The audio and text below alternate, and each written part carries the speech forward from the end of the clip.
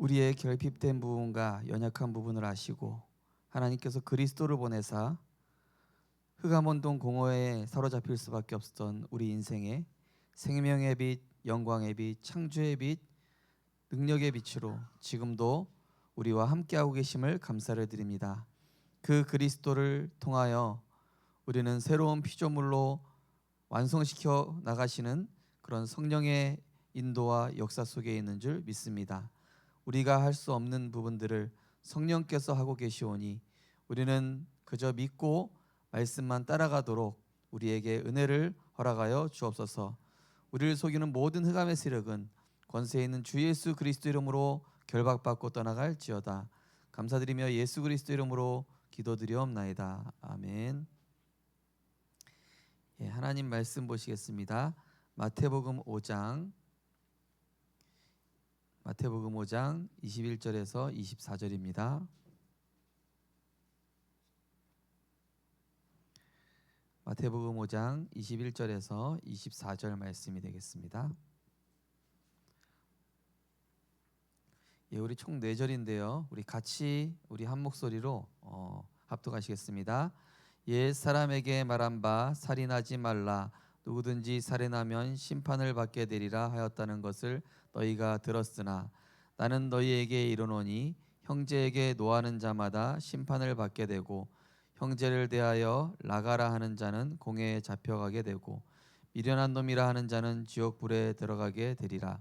그러므로 예물을 제단에 드리려다가 거기서 내 형제에게 원망 들을 만한 일이 있는 것이 생각나거든 예물을 제단 앞에 두고 먼저 가서 형제와 화목하고 그 후에 와서 예물을 드리라. 아멘. 하나님께로 안내하는 참된 용서라는 제목입니다. 제가 수예배 때도 말씀드렸지만은 제게 비판 정죄라는 이 영적인 문제가 저희 가정 가문에 이 분노와 혈기에서 나오는 것을 복음의 말씀을 들으면서 제 자신을 발견하게 되었고 이 분노와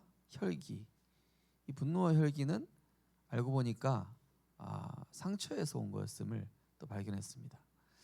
그래서 이 상처가 사단이 내게 이 결핍된 부분이라는 사실을 알고 자꾸 이 부분을 틈타서 하나님의 것을 못 누리도록 속이고 있음을 제가 보게 되었습니다.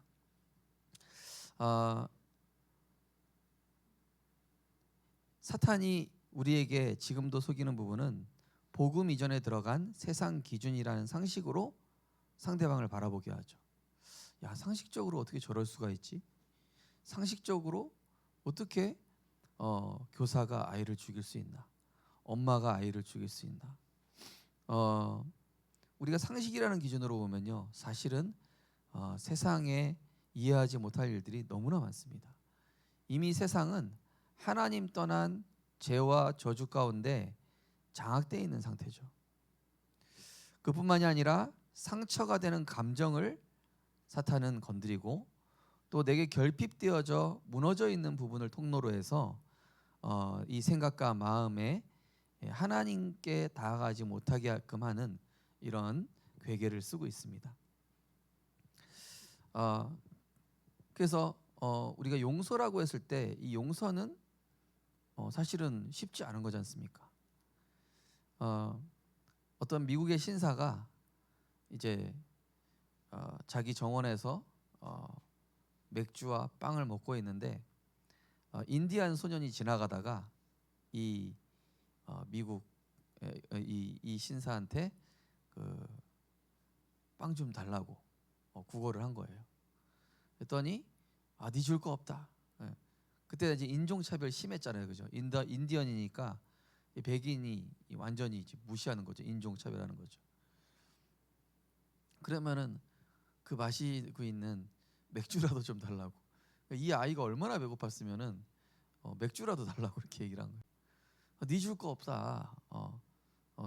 버러지 같은 너는 마치 이스라엘 백성이 사마리아 백성들을 그렇게 취급한 것처럼 이 백인들도 뭐 그때 옛날에는 인종차별이 심했었죠.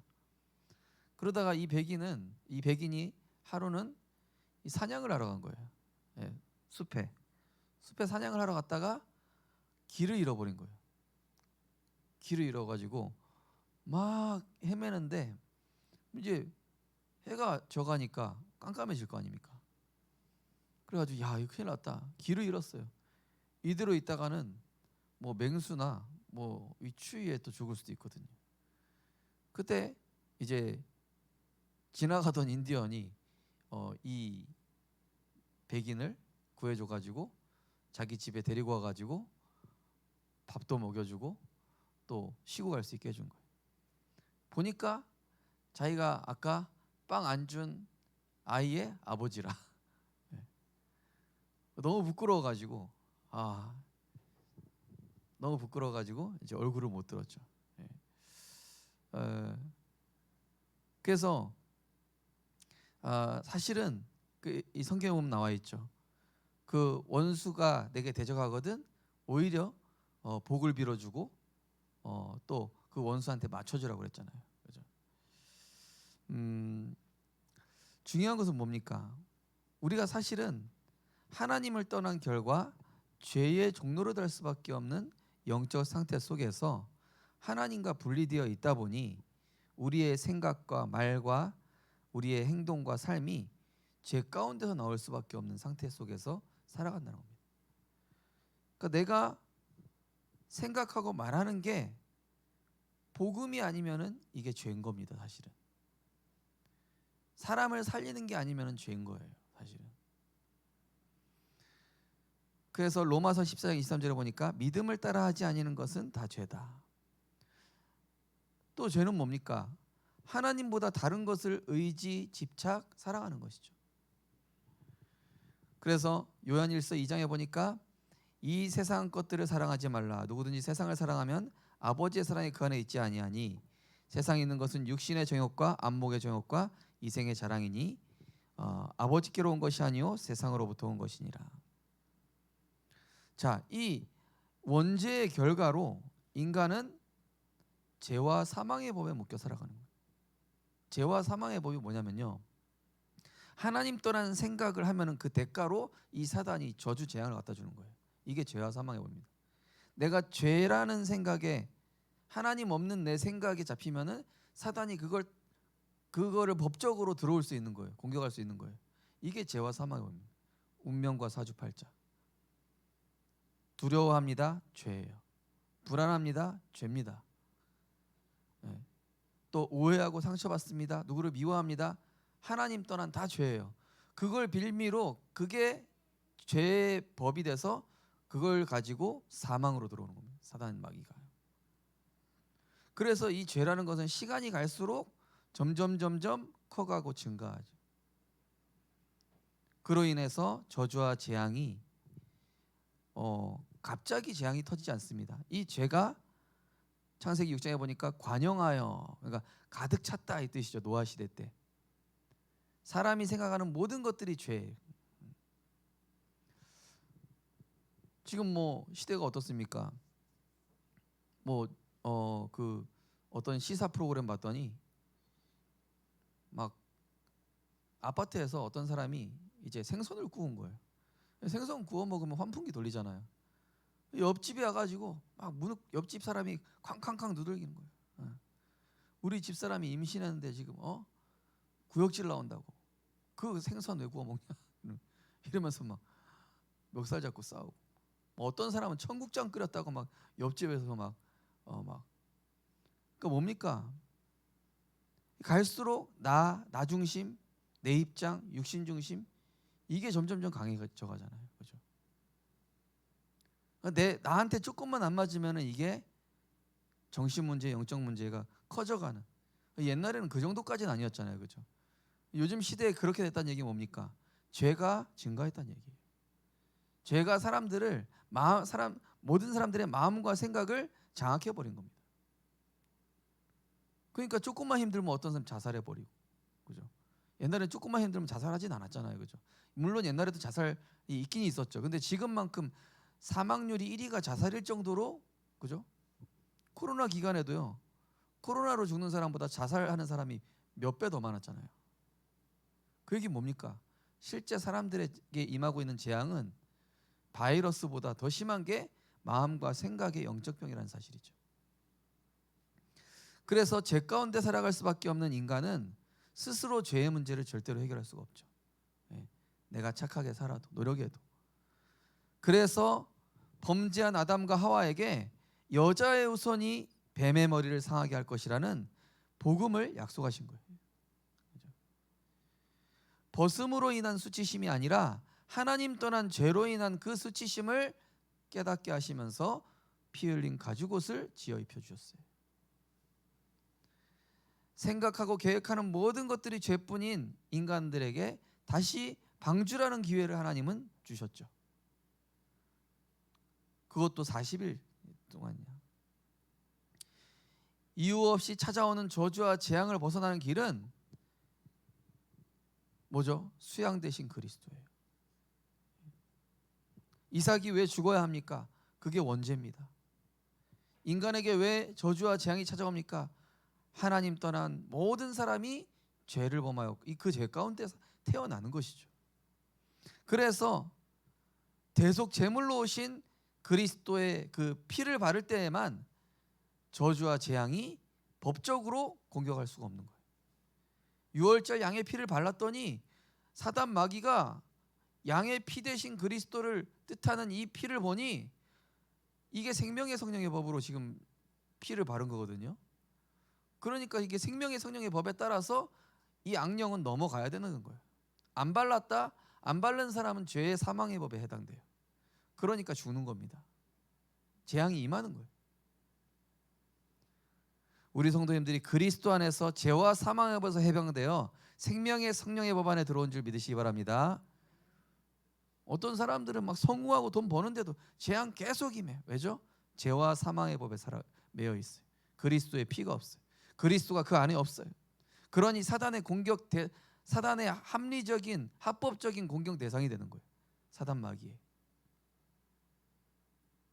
찬송하리로다 하나님 우리 주 예수 그리스도의 아버지께서 그리스도 안에서 하늘에 속한 모든 신령한 복을 우리에게 주시되.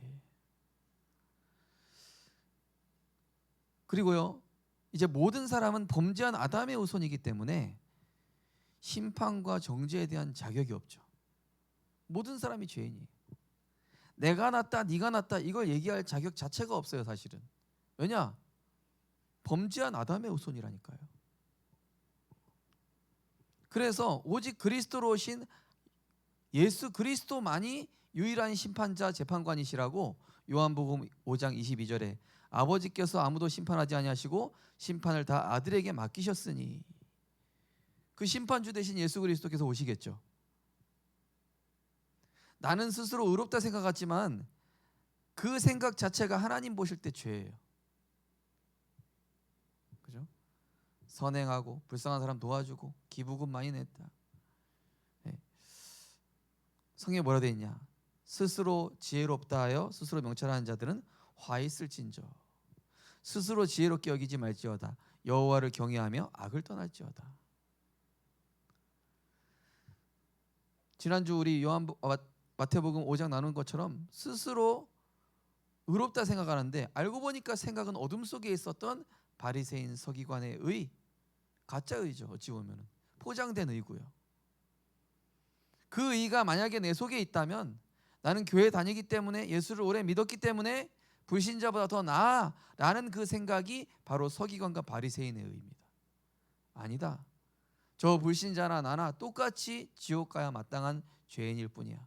그런데 하나님의 은혜로 나에게 그리스도를 알게 하시고 믿어지게 하시고 그분을 영접할 수 있도록 성령께서 역사해 주셨어요. 창세전에 택하여 주신 것이다. 그죠? 그래서 내가 누군가를 정죄하고 있다면 창세기 3장으로 살아온 지난날에 나를 돌아보고 주님의 의로 돌아가야 돼요. 예수님의 의만 진정한 의고 저주 재앙을 막는 의입니다.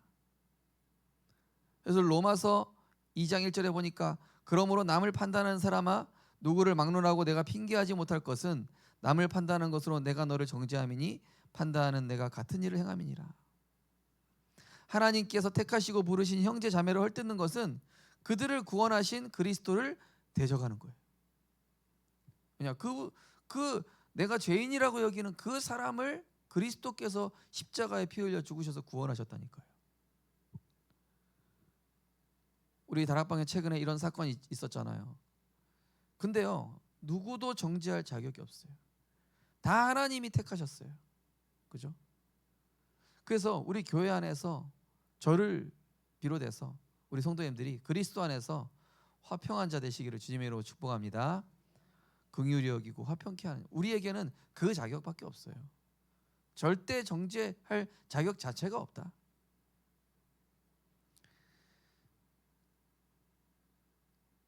형제들아 서로 비방하지 말라. 형제를 비방하는 자는 형제 판단하는 자는 곧 율법을 비방하고 율법을 판단하는 것이라. 내가 만일 율법을 판단하면 율법의 준행자가 아니요 재판관이로다. 세상 기준에서의 크고 작은 죄라는 그 틀에서 벗어나야 돼요. 그죠? 바늘 하나 훔친 거랑 소 하나 훔친 거랑 다르죠. 그런데 그거를 훔칠 수밖에 없는 생각이 어디서 왔습니까? 하나님 떠난 거에서 왔잖아요. 그러니까 똑같이 지옥 갈 수밖에 없는 원죄인 겁니다. 그러니 우리는 내가 생각하는 모든 것들이 하나님의 은혜가 없다면 죽을 수밖에 없는 범죄 가운데 살아갈 수밖에 없는 나임을 알고 빛 대신 그리스도께 나아가야 되는 것입니다. 어떤 장로님이 주일날 배탈 나가지고 약국에서 약을 사 먹었는데 평상시에 그 장로님을 별로 안 좋아했던 권사님이 교회에 소문을 낸 거예요. 이제 한국 기독교 초창기 때 저 장로님이 되셔가지고 주일날 뭐 사 먹으면 안 되는데 저기 약 사 먹었다. 사 먹을 수 있잖아요, 그죠? 그 권사님은 평상시에 이 장로님 마음에 안 들었나 봐. 그래가지고 이 장로님이 이제 막 너무 무한한 상황까지 되니까 앞에 나와서 마이크 잡고 장로가 돼서 주일날 뭐 사 먹어서 너무 죄송하다. 그러고 이제 지나갔는데 어느 날 이 권사님이 맹장이 터져버린 거예요. 당장 맹장 수술을 해야 돼. 하필 그날이 주일날이야. 그럼 어떻게 되는 겁니까? 이렇게, 그죠? 이 정죄라는 건 결국 나한테 화살이 다 돌아오게 되죠. 오늘 우리를 용서하시고 사랑하신 하나님의 은혜가 정말로 용서할 수 없고 사랑할 수 없는 나를 치유하셔서 사람을 볼 때 그리스도의 그 십자가의 사랑과 긍휼의 눈으로 바라보는 눈을 우리에게 열어주실 줄 믿습니다. 우리가 긍휼의 눈으로 바라보려고 해도 안 바라봐지잖아요, 사실은. 왜 그렇습니까? 내 안에 창세기 3장이 나를 아직까지 장악하고 있기 때문에 거기에 그리스도의 십자가의 은혜와 사랑이 체험되어져야 되는 것이죠. 그 나를 잡고 있는 죄와 사망의 법보다 그리스도의 생명의 성령의 법이 내게 더 강하게 체험되어지게 될 때에 우리는 품을 수 있게 되는 것이죠.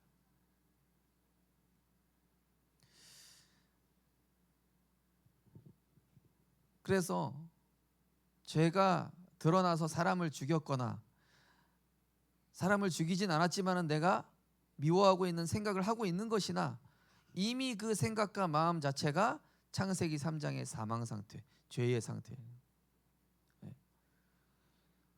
그래서 마귀의 함정과 올무의 틀이 그겁니다. 오늘 21절 22절이 겁니다. 여기서 살인하지 말라 했지만은 형제에게 노하는 자마다, 형제에게 라가라 하는 자, 이 라가라는 것은 그 이스라엘 욕입니다. 뭐 우리나라에 뭐 18놈쯤 되겠죠. 그 다음에 뭐 미련한 놈이다. 지옥불 가게 된다는 거예요. 실제 살인한 거나 내가 실제로 마음으로 살인한 거나 이게 똑같은 거예요. 하나님 보실 때. 그래서 예물 드리기 전에 형제에게 원망 들을 말이 있으면은 먼저 화목하고 와서 예배해 보게라. 자, 이 말씀이 나오고 있습니다. 그래서 복음 아닌 모든 부패한 생각이 창세기 3장에서 온 거기 때문에 그 생각을 마귀가 계속 이용하고 계속 활용합니다. 그게 틈이 되는 거예요. 그리고요, 인간적인 용서와 그리스도의 용서는 다릅니다. 대부분의 인간적인 용서는 뭡니까? 영적 상태에서 나온 게 아니라 사실은 세상에서 선하다고 착하다고 말하는 인격에서 나온 거예요. 대부분. 아니면 그럴 수밖에 없으니까 내가 낫지, 내가 약간 낫다라는 우월의식에서 나온 용서라든지, 그죠? 참된 용서가 아니죠. 그리스도 용서는 그게 아니잖아요. 범죄할 수밖에 없는 이 아담과 하와에게 가죽옷을 지어 입혀주셨고, 가늠한 여인에게 네가 회개하고 다신 죄지지 말고 하나님께 예배드려라.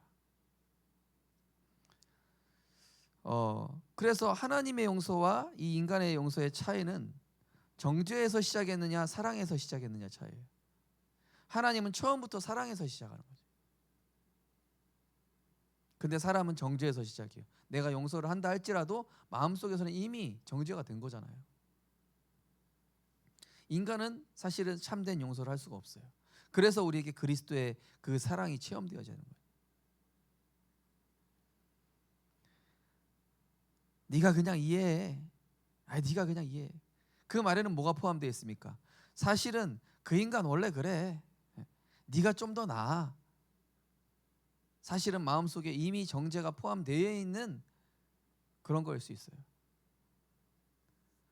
뭔가 조건부 용서, 세상의 용서는 사실 용서가 아니죠. 우리 성도님들이 그리스도 안에 있는 십자가의 은혜와 사랑이 진정으로 체험되는 은혜가 있으시기를 주님의 이름으로 축복합니다. 그래야 우리가 현장에서 영혼을 살릴 수 있어요. 내가 그 영혼을 살렸는데 막 교회 와서 사고치고 문제 터뜨리고 이러면은 내가 또 그 사람을 정죄한다. 그 사람 또 교회 떠나겠죠. 그러면은 하나님이 영혼을 붙여줄 수가 없는 거예요. 내가 끝까지 그 사람을 그리스도의 사랑으로 품고 사랑하고 영적 문제가 있는 새 가족이기 때문에 이 사람을 계속 품고 이해하고 갈 수 있는 그런 복음화 되어져 있는 사람이어야 하나님이 실제 제자를 붙여줄 수가 있겠죠. 왜냐? 제자는 처음부터 제자의 모습을 하고 있는 게 아니라 영적 문제에 심각한 상태로 와 있어요. 빌레몬처럼. 빌레몬이 아니라 오네시모처럼. 그죠? 저도 저 다락방 해줬던 그 목사님이시죠. 미국에 계신 목사님인데 제가 고등학교 때 다락방하러 오셨어요. 성실아 다락방 하자. 몇 번을 바람 맞췄는지. 운동장에서 점심시간에 다락방하러 오셨는데 축구한다고. 잠깐만 기다리세요. 그러고 결국 학기 졸업할 때까지 다락방 한 번도 안 했어요.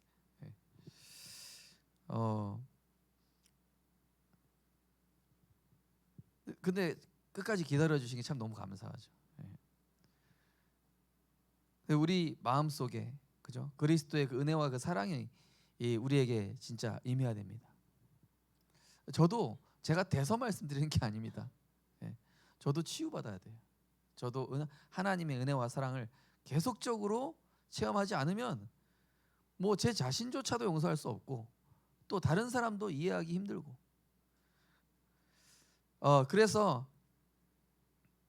상대방을 그리스도의 사랑으로 용서한다면은 용서하기 이전에 우리는 하나님과의 바른 관계가 회복되어야 됩니다. 그래서 하나님과의 바른 관계가 회복되어지려면은 예배를 통해서 우리가 은혜를 받고요. 가장 먼저 기억해야 될 것은 나 자신이 용서받을 수 없는 죄에서 용서받은 나라는 사실이에요. 그 사람을 내가 용서할 수 없기 이전에 내가 이미 용서받을 수 없는 죄 가운데 있었던 존재라는 사실을 먼저 인식을 해야 돼요. 원죄 가운데 마땅히 저주받고 심판받을 수밖에 없는 내가 사실 용서할 자격이 없는 나인 것이죠. 모든 사람이 죄를 범하였음에 하나님의 영광에 이르지 못하더니 그리스도를 영접했어도 용서할 수 없는 영적 상태의 나로 살아갈 때가 대부분이기 때문에 우리가 십자가 앞에 나아가서 진짜 무릎 꿇어야 돼요. 하나님, 내가 사람을, 우리 형제를, 가족을, 또 누군가를 용서할 수 없는 그런 죄인입니다. 하나님, 나에게 그리스도의 그 사랑과 은혜가 정말로 체험되게 하여 주옵소서. 로마서 5장 8절, 우리가 아직 죄인 되었을 때, 그죠? 내가 죄인이에요. 내가 소망 없습니다. 지옥 가야 마땅한 사람입니다. 그런 죄 가운데 있는 나를 위해서 그리스도께서 십자가에서 죽으심으로 하나님이 우리에 대한 무조건적인 그 사랑을 확증하신 겁니다.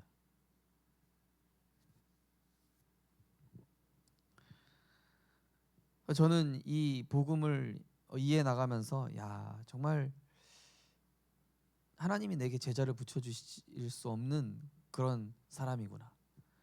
그렇다면 내가 먼저 어떤 사람인지 발견했구나. 무조건적인 십자가 사랑. 나를 위해 자신을 화목제로 드리실 만큼 사랑하신 그 그리스도의 일이 내게 실제로 붙어치지 않는다면은 내가 받은 구원에 대해서도 점검해 봐야 돼요. 왜냐? 마태복음 6장 12절에서 15절에 보면은 뭐라고 되어 있냐면요. 우리가 우리에게 죄 지은 자를 사하여 준 것 같이 우리 죄를 사하여 주옵시고, 이게 나오면서 14절에 6장 14절에 너희가 사람의 잘못을 용서하면 너희 하늘아버지께서 너희 잘못을 용서하시려니와 너희가 사람의 잘못을 용서하지 아니하면 너희 아버지께서 너희 잘못을 용서하지 아니하리라. 내가 누군가를 용서하지 않으면은 어쩌면 내가 구원 못 받은 걸 수도 있다는 얘기죠. 예전에 유 목사님 설교 중에 그런 얘기 하셨잖아요. 누군가 용서하지 못하는 그 사람 구원 못 받은 사람이라고. 그죠?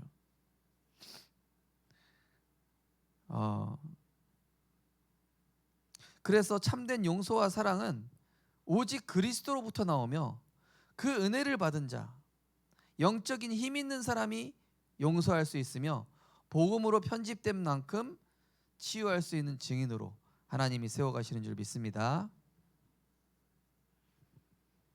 어떤 영화에서 그러더라고요. 힘 있는 사람이 용서할 수 있는 거야. 강한 자가 살아남는 게 아니라 살아남는 자가 강한 자다, 이런 얘기 어떤 누구더라? 이범수인가? 예.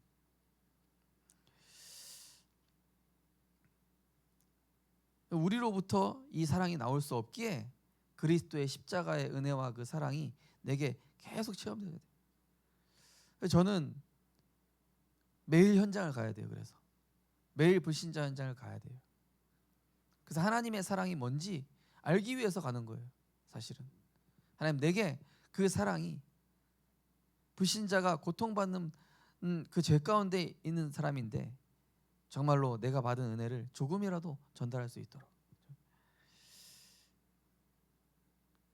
나의 허물과 죄를 용서하신 그 완전한 사랑과 은혜의 주 되신 그리스도 앞에 먼저 내 생각과 내 입장부터 내려놔야 되겠죠.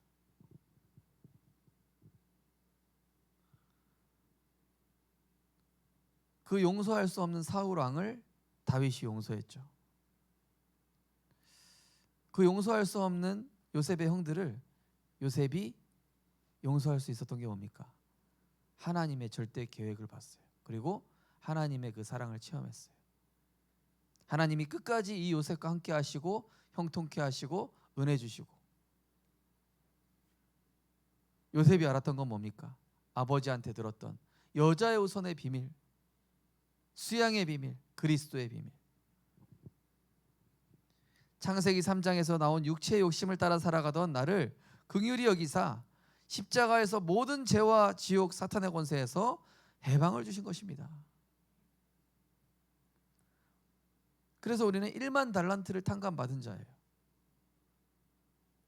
성경 보면 나오죠. 마태복음 1만 달란트 탕감받은 자와 몇 데나리온 나한테 빚진 자. 그 사람이 이제 자기한테 뭐 몇만 원 빌렸는데 자기는 몇백억 탕감받았어. 그러면은 자기한테 몇만 원 빌린 사람 용서해 주는 건 당연한 건데 멱살 잡고 용서 못 해주는 거예요. 그게 어찌 보면은 제 자신의 모습이, 또 우리가 복음 못 누릴 때 우리의 모습이기도 하죠.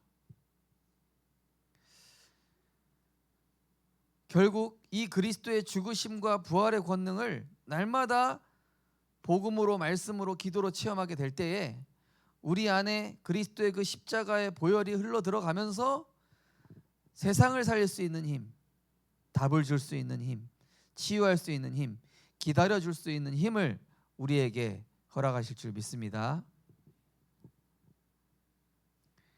그래서 날마다 우리가 말씀과 기도로 편집하면서 하나님, 내게 하나님의 그 크신 사랑, 은혜, 그리스도께서 자기를 십자가에 들이신 그 은혜와 사랑, 흑암의 권세에서 건지시고 마귀의 손에서 나를 승리케 하시고 구원 주신 정도가 아니라 나에게 하늘과 땅의 모든 권세로 이 흑암 꺾을 권세를 주신 그 그리스도의 은혜와 사랑에 감사해서 내가 복음의 빚진 자로 살아갈 수 있도록 은혜 주시옵소서. 들려진 복음이 내게는 이제 믿어지고 성취되는 복음으로, 그리스도께서 이루어 나가시는 복음으로 완성되어져 가게 하옵소서.